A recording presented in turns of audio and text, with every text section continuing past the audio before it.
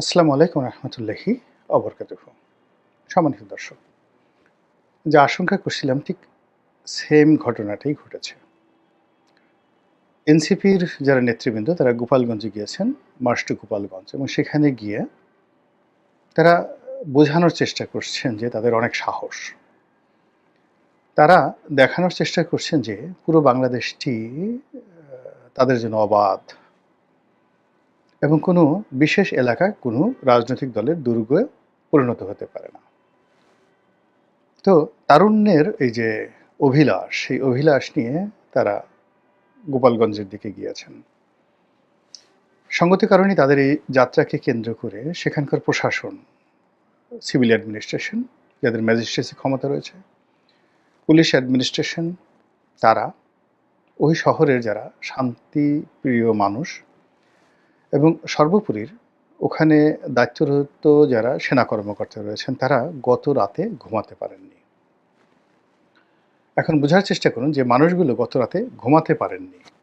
সেটা সাধারণ মানুষ বলেন, সরকারি কর্মকর্তা বলেন, শহরের যারা দোকানপাট করেন তারা বলেন, সব মিলিয়ে তারা কাদের প্রতি বিরক্ত হয়েছে। ক্রোধ কাদের উপর ছিল? সঙ্গত কারণে যাদের কারণে তাদের কষ্ট হয়েছে তাদের উপর ছিল। এই এক। ২ নম্বর হলো যে এই অনুষ্ঠানে তারা যখন গেছে, যাওয়ার পথেই তারা বাধার সম্মুখীন হয়েছে। কোনো মতে প্রোটোকল নিয়ে তারা সেখানে গেছে। উপস্থিতি একেবারে ছিল না এবং একটা সময় আওয়ামী লীগের লোকজন, ছাত্রলীগের লোকজন এসে সেই সভাস্থল ভেঙে চুরমার করে দিয়েছে। প্রত্যেকটা টেলিভিশন থেকে শুরু করে পত্রিকাগুলোর যে অনলাইন মানে যাকে বলে মাল্টিমিডিয়া সেকশন রয়েছে, তারা এই ঘটনার লাইভ দেখাচ্ছিল। এবং সেখানে আমি দেখলাম যে একজন এনসিপির লোক সভাস্থলে নেই, যার যার মতো করে পালাচ্ছে। এর মধ্যে স্পষ্টতই দাড়িওয়ালার লোকজন আছে, টুপিওয়ালার লোকজন আছে, পাঞ্জাবি পাজামা পরা লোক আছে। এখন তারা কি জামাতের না চরমোনায়ের, এটা বোঝা যাচ্ছে না। এবং তারা ভীত সন্ত্রস্ত হয়ে তাদের হাতে লাঠি, কিন্তু লাঠি নিয়েই তারা দৌড়াচ্ছে, পালাচ্ছে। কাউকে ধাওয়া করছে না, পালাচ্ছে যে যার মতো বিভিন্ন অলিতে গলিতে, এবং পুলিশের আশ্রয় নিচ্ছে। পুলিশ তাদেরকে কোনো রক্ষা করতে পারছে না। এবং এক একটা জায়গাতে ভিডিও ফুটেজে দেখলাম যে বেশ কয়েকটি হিউ অ্যান্ড ক্রাই, সেখানে সেনাবাহিনীর পা ধরে ক্ষমা চাওয়া হচ্ছে, আশ্রয় চাওয়া হচ্ছে, মানে অবস্থা। এবং এটার হেডলাইনে যে সমস্ত কথাবার্তা বলা হচ্ছে, এগুলো আমি আসলে এখানে বলতে চাচ্ছিলাম। আমি আজকে মানে যখন এই ভিডিওটি করছি ১৬ তারিখে, এই ১৬ তারিখটি জুলাই মাসের ১৬ তারিখ গত বছর বাংলাদেশের জন্য একটা বিরাট টার্নিং পয়েন্ট ছিল। তো সেই টার্নিং পয়েন্টের দিনটি উদযাপিত হবে অনেক চমৎকারভাবে। কিন্তু আজকে ঢাকার আকাশ মেঘলা, আকাশ কাঁদছে। গোপালগঞ্জের আকাশ কী অবস্থা আমি জানি না। তো সেই অবস্থাতে তারা এই অনুষ্ঠানটি উদযাপন না করে বরং এদিন তারা খোঁচাখুচি করতে গেছে। গোপালগঞ্জে খোঁচাখুচি করতে গেছে, এবং তাও মানে যাকে বলা হয় আওয়ামী লীগের ওই জায়গাটাতে। মূলত এটা তাদের দরকার ছিল না। প্রকৃতিতে দুটো জিনিস কখনো সহ্য হয় না, প্রকৃতি সহ্য করে না। ১ নম্বরে যেটা সহ্য করে না সেটা হলো আপনি অপ্রয়োজনীয় কাজ করবেন, আননেসেসারি কতগুলো কাজ করবেন, এটা প্রকৃতি সহ্য করবে না। আপনার টাকা থাকুক, ক্ষমতা থাকুক, যৌবন থাকুক, সৌন্দর্য থাকুক, এটাকে অপ্রয়োজনে আপনি ব্যয় করবেন। এর ফলে কি হবে? যখন আপনার সেটা প্রয়োজন হবে, শক্তি, টাকা, যৌবন, আপনি তখন পাবেন না। আপনার সেটা তখন শেষ হয়ে যাবে। এটা হলো ১ম অপ্রয়োজনীয় জিনিস প্রকৃতি কখনো সহ্য করে না। অনেক রূপবতী নারী, তারা দেখা গেল ১০০ টা প্রেম করেছে। অনেক রূপবান ছেলে ১০০ টা প্রেম করেছে। বিয়ে করার পরে দেখা গেল যে তারা যেভাবে আশা করেছিল তার রিভার্স, অর্থাৎ সুন্দরী পেল, বুড়া, কালা, ঢাউস। আর রূপবান মানে সুন্দর যে ছেলেটি, সে পেল একেবারে সেমি বুড়ি একজন মহিলাকে। এখন সেই মহিলার সাথে তাদের যে স্বাভাবিক সম্পর্ক সেটাও হয় না। তাহলে ওই যে যৌবনের যে অবিচারটা, এটা দেখবেন যে ব্যক্তিগত জীবনে এরকমই ঘটনা ঘটে। টাকারও একই অবস্থা। টাকা সঞ্চিত আছে, বাবা রেখে গেছেন, দাদা রেখে গেছেন, অথবা আপনি অনেক কষ্ট করে উপার্জন করেছেন, কিন্তু একটা সময় আপনার কাছে মনে হলো টাকা মানে কাগজ। খরচ করা শুরু করলেন, হঠাৎ করে দেখে বাসা বাঁধল রোগ, ছেলে অসুস্থ, প্রয়োজন, টাকা নেই, দরিদ্র হয়ে গেছেন। কত হাজার কোটি টাকার মালিক জাস্ট ২-৩ বছর আগে যাদের ১,০০০ কোটি টাকা ছিল, এখন এরকম অনেক লোক সেলুনে গিয়ে চুল কাটার মতো টাকা নেই, এই ঢাকা শহরে, নিজের চোখে দেখা। এগুলো প্রকৃতি সহ্য করে না, আননেসেসারি যে কোনো কাজ, অপব্যয় বলেন, ব্যয় বলেন, দম্ভ বলেন, সব কিছু। তো সেই দিক থেকে গোপালগঞ্জে যাওয়া তাদের প্রয়োজন ছিল না, এক। ২ নম্বর হলো আওয়ামী লীগ তো এখন তাদের শত্রু না।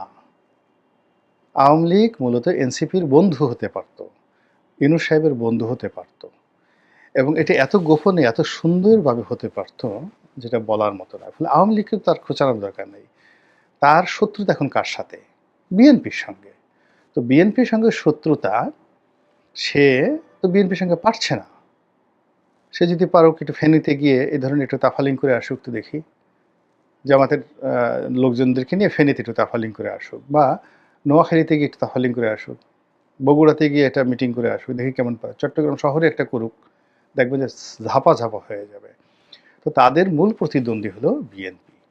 কিন্তু সেই বিএনপির সঙ্গে তারা না পেরে, তারা ওই আছে না যে বউয়ের সঙ্গে না পেরে ঝিয়ের উপর রাগ ঝাড়ে, এখন তারা দুর্বল, মাঠ থেকে নিষিদ্ধ, যাদের কোনো অস্তিত্ব নেই, তাদের সাথে গেছে মাস্তানি করার জন্য।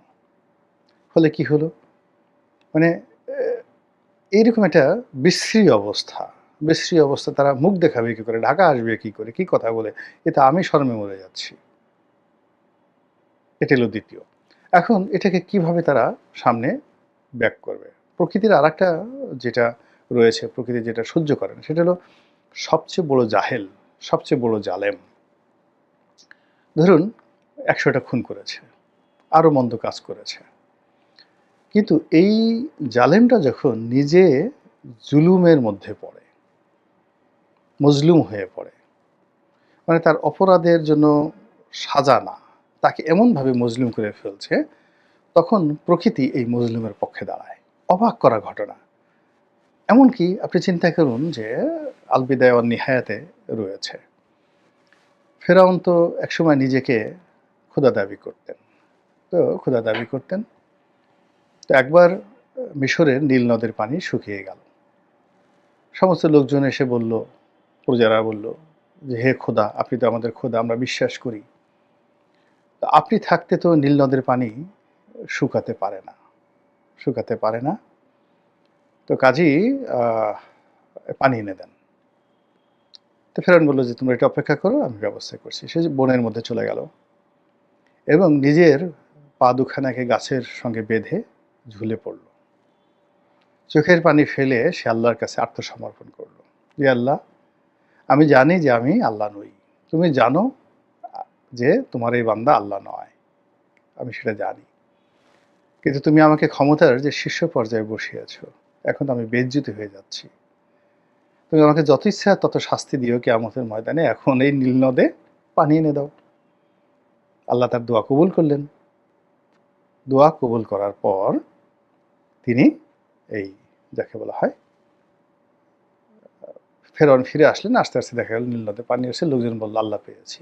তা আপনি বুঝেন আল্লাহ যে রহমানুর রহিম, মানে তার ক্রোধের যেমন সীমা নেই, দয়ারও তেমন সীমা পরিসীমা নেই।